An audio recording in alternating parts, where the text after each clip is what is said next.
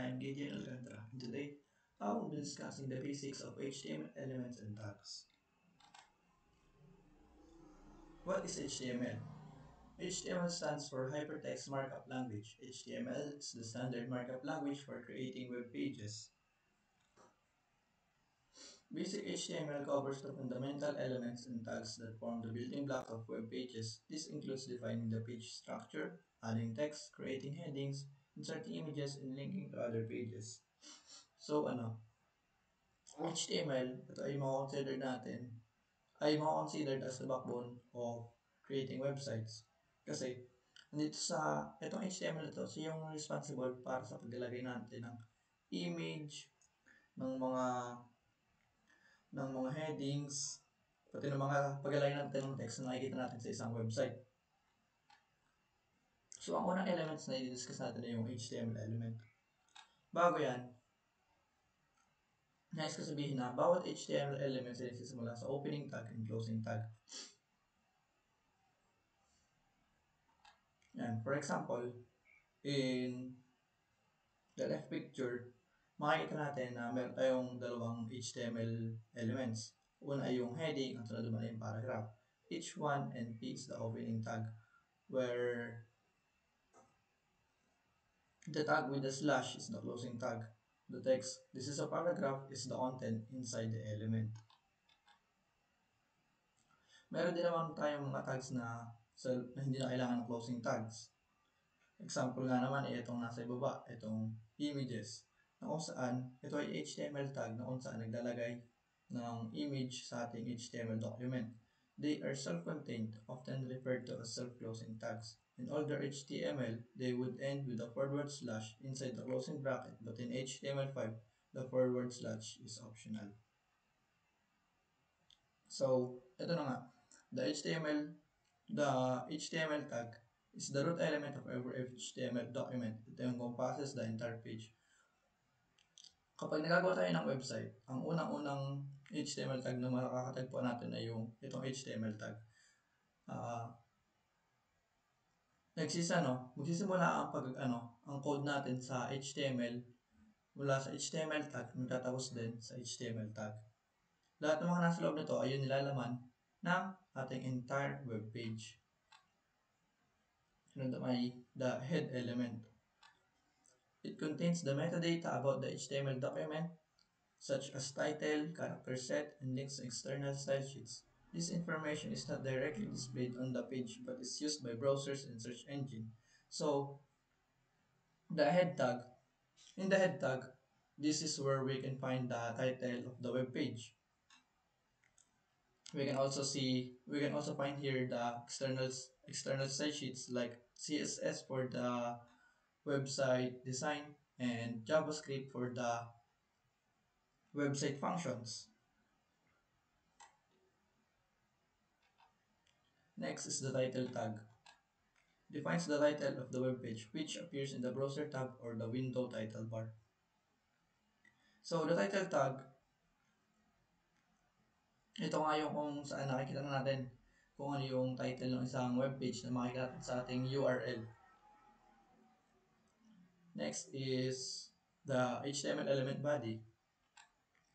It contains the visible content of the web page, including text, images, videos, and other elements that the user sees. So, sa HTML tag na body, andito na nga yung sa loob nito, andito na yung mga elements na HTML na kung saan nakikita natin. Hindi katulad ng sa heading na kung saan yung mga naman ng heading, ito lang yung mga kumbaga parang need for defining the title nga.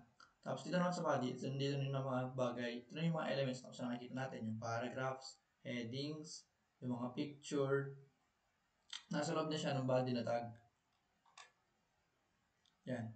The first, sunod naman natin ay yung the paragraph tag.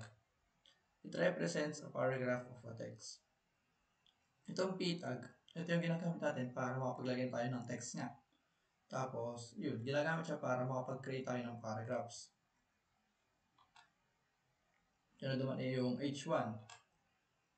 Each one or headings are used to define the titles and subtitles of sections of content. They provide structure and hierarchy to a web page, improving both readability and accessibility. So headings, ginagamit natin ito kapag need natin magawa ng parang title sa isang HTML element natin. At kapag mas mataas, mas maliit yung number na ginamit mo, ibig sabihin mas mataas, mas malaki yung font niya, at ibig sabihin din nun, mas importante. Kaya, mas maliit yung number, mas importante ang ibig sabihin. Sunod naman ay yung BR tag. It creates a line break, forcing the following content to start on a new line. Kapag kumamit tayo ng P na tag, bali, kapag nag-type ka ng text doon, sunod-sunod lang siya. Wala siyang, hindi siya naglalagay ng, hindi ka makapag, ng space or, ng another line do sa p-tag. So, kung need mo maglagay ng space, mag-start agad sa susunod na line, kailangan natin gumamit ng BR. Sunod naman yung image tag. So, mula sa pangalan naman, image tag inserts an image into the web page. It requires an SRC attribute to specify the image source.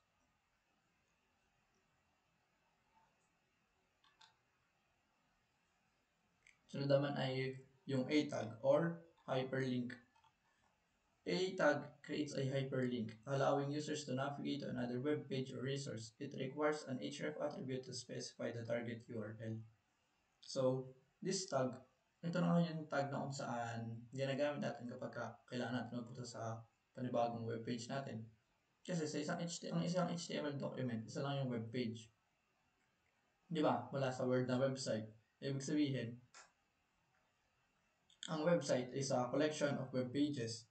So, ayun, para masabi natin na yung website ng isang para makabuo tayo ng isang website, syempre kailangan natin ng link na magsasama-sama sa bawat web pages na meron tayo. At ito na yung responsible para doon, yung A, na kung saan kapag pinindot natin tong link na yun, mapupunta tayo sa panibagong web page na meron tayo. Sunod naman yung UL or unordered list. It represents an ordered list, displaying list items with bullet points. And for the last one is the div. Div represents a division or section of the web page, used for grouping content and applying styles. So ayan, this element, kapag kailangan natin mag-section or kasi pag nag-design tayo ng naglagay na tayo ng CSS sa isang element, edi design nga natin bibigyan natin ng design or kunwari kulay yung isang web page natin. Pag naglagay tayo ng sa CSS, ang mangyayari, ang buong mababago ay yung buong HTML document. So it serves as container.